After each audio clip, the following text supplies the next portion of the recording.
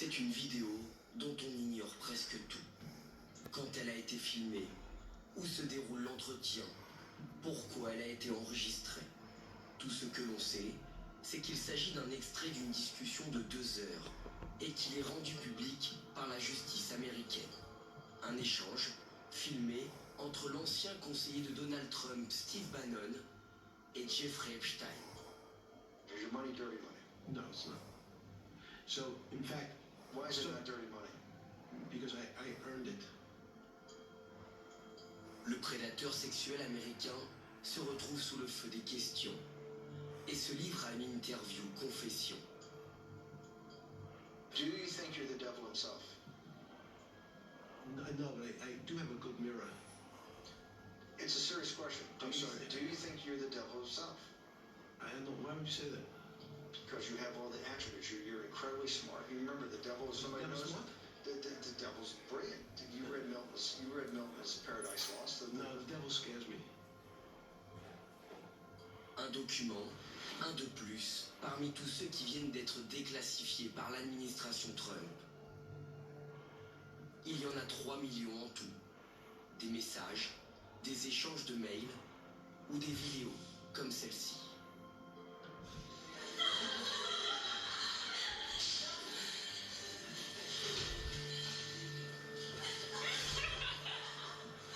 On y voit Jeffrey Epstein courir après des femmes anonymisées derrière ces rectangles noirs. Dans ce qui semble être sa cuisine de Little St. James.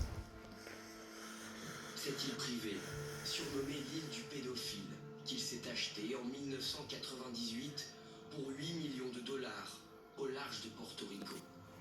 Et où, selon les avocats de ses victimes, Jeffrey Epstein, jugé et condamné pour trafic de mineurs, aurait commis plusieurs crimes. L'effort de collecte du ministère a abouti à l'identification de plus de 6 millions de pages potentiellement pertinentes, comprenant des courriels du FBI, des résumés d'entretien, des images, des vidéos et d'autres documents recueillis au cours des différentes enquêtes. 180 000 photos sont publiées. On y voit Jeffrey Epstein avant qu'il ne soit retrouvé pendu dans sa cellule en 2019, posé aux côtés de Michael Jackson. Ou là, avec l'ancien président américain Bill Clinton, photographié dans une baignoire avec une femme dont l'identité a été dissimulée. Plusieurs clichés montrent aussi ses rencontres avec Donald Trump, Mick Jagger ou encore Bill Gates. Des personnalités publiques américaines, mais aussi des Français. Avaient-ils connaissance des agissements du financier pédocriminel américain, ou bien sont-ils mêlés, malgré eux, à ce scandale mondial? Boris Mananti est journaliste au Nouvel Observateur depuis 2009. Lundi dernier, il découvre avec stupéfaction que son nom est lié à l'affaire Epstein.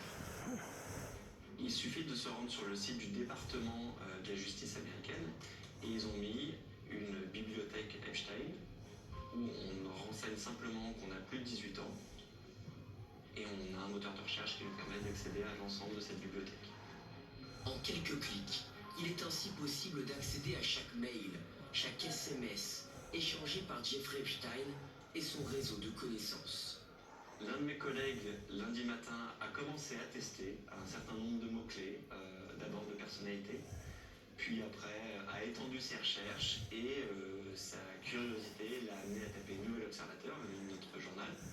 Et quand on tape Nouvel Observateur, on a un résultat qui est un article que j'ai pu écrire donc, en 2011, qui comporte aussi mon nom. Donc si on tape aussi mon nom, ça renvoie vers le même résultat que Jeffrey Epstein a lu du coup en novembre 2011.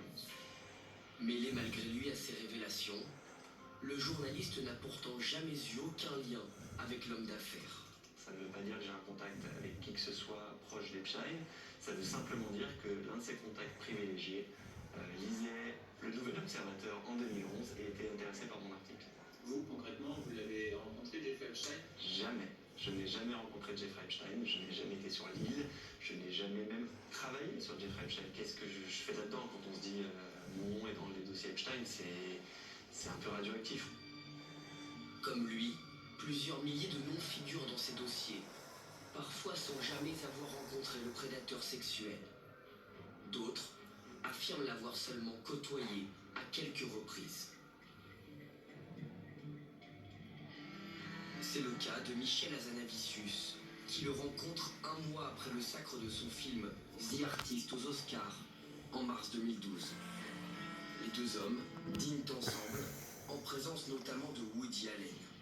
Je l'ai rencontré 2 fois personnellement et 1 fois à un dîner. Je ne connaissais évidemment pas son comportement de prédateur. À l'époque, nous étions alors les coqueluches d'Hollywood et avons à cette époque rencontré beaucoup de personnalités. En tout, le nom de Michel Hazanavicius apparaît 306 fois dans les documents publiés sur le site de la justice américaine. On y trouve notamment des mails, comme celui-ci, envoyés au lendemain de leur rencontre à Paris. J'espère que vous vous êtes autant amusé que moi. Oh oui, nous avons passé un moment formidable, très amusant, très intéressant et bien plus encore. Nous avons adoré, merci. À bientôt, nous l'espérons. Le réalisateur assure que leurs échanges ont tourné court, 2 mois plus tard à peine. Il y a un moment donné où il m'a demandé si je ne connaissais pas une fille sympa, smart. Et c'est là où Bérénice m'a dit « Plus jamais, il faut fuir ce type ». C'est aussi par l'intermédiaire de Woody Allen que Jack Lang et sa fille Caroline ont connu Jeffrey Epstein, cette même année 2012. À l'époque, le milliardaire a déjà été condamné pour prostitution de mineurs. Pour autant, le patron de l'Institut du monde arabe assure qu'il n'en savait rien. J'ai trouvé l'homme, je ne le connaissais pas du tout, je ne savais rien de lui. Arrête. J'ai trouvé l'homme Toi-même, t'as la tête d'un pédophile, d'un pédocriminel, frère. par le cinéma, et il venait régulièrement à Paris, découvrir des expositions, des spectacles, des films, etc. Dès lors que nous avons appris, moi en même temps que vous, vous en même temps que moi, que cet homme avait été l'auteur de crimes, aussitôt, toute relation a été interrompue. Une c'est relation que là. Jack Lang décrit comme cordiale tout au plus, ce qui le conduit à échanger à de nombreuses reprises par mail avec lui et à le considérer parfois comme un mécène. En septembre 2018, il envoie ce mail au financier américain. Cher Jeffrey, je suis désolé de te déranger pour un autre sujet. Serge Moati, un très grand cinéaste français, souhaite réaliser un film sur mon travail qui sera diffusé au cinéma. Le budget s'élève à 150 000 €. Ta contribution serait évidemment décisive. 1000 merci d'avance. Amicalement, Jack. Il fallait trouver de l'argent pour financer ce film, c'est tout. Et on le fait habituellement, c'est pas anormal. D'ailleurs, je crois que d'autres personnes ont contribué au financement de ce film. Je ne vois pas en quoi il est anormal. Je le fais en permanence pour l'Institut du monde arabe ou d'autres institutions. Je sollicite des mécènes. Solliciter un mécène, ce n'est quand même pas un délit. Les deux hommes nouent des liens financiers, à tel point que Jack Lang figure dans les statuts d'un fonds offshore aux îles Vierges, créé par Jeffrey Epstein pour du mécénat d'art contemporain. Et j'ai été moi-même stupéfait de découvrir il y a quelques jours que mon nom figurait là-dedans. Quel acte répréhensible j'ai commis? Aucun. Je me sens pleinement, j'allais dire, encore une vieille impression, blanc comme neige. Que savait Jack Lang de la personnalité de Jeffrey Epstein? Car lorsqu'il le rencontre, l'Américain a déjà été condamné. Nous sommes en 2008.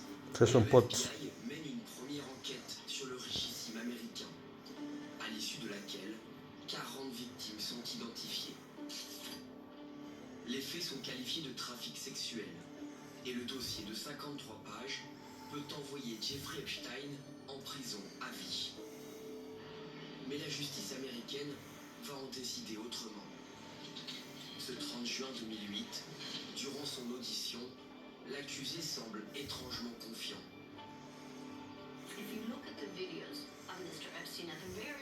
Si vous regardez ces vidéos au tout début, quand il est arrêté pour la première fois en 2005, vous voyez son attitude devant les caméras, combien il est arrogant. Il se dit j'ai de l'argent et le pouvoir de faire ce que je veux.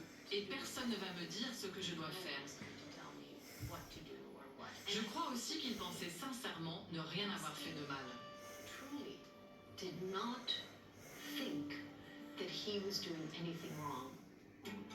Pour justifier ses penchants sexuels, voilà ce qu'il confie à un journaliste du New York Times quelques années plus tard. Criminaliser les rapports sexuels avec des adolescentes est une aberration culturelle. À une certaine époque, c'était totalement acceptable. Jeffrey Epstein n'est finalement pas condamné pour trafic sexuel, mais pour sollicitation de prostitution d'une fille mineure. Et cela change tout. Pas de perpétuité, mais une peine de 18 mois d'emprisonnement seulement. 3 ans après sa sortie de prison, Jeffrey Epstein rencontre la fille de Jack Lang, Caroline Lang. Il se lie d'amitié. Le multimillionnaire lui prête sa résidence de Palm Beach et fait même d'elle l'une de ses légataires à hauteur de $5 000.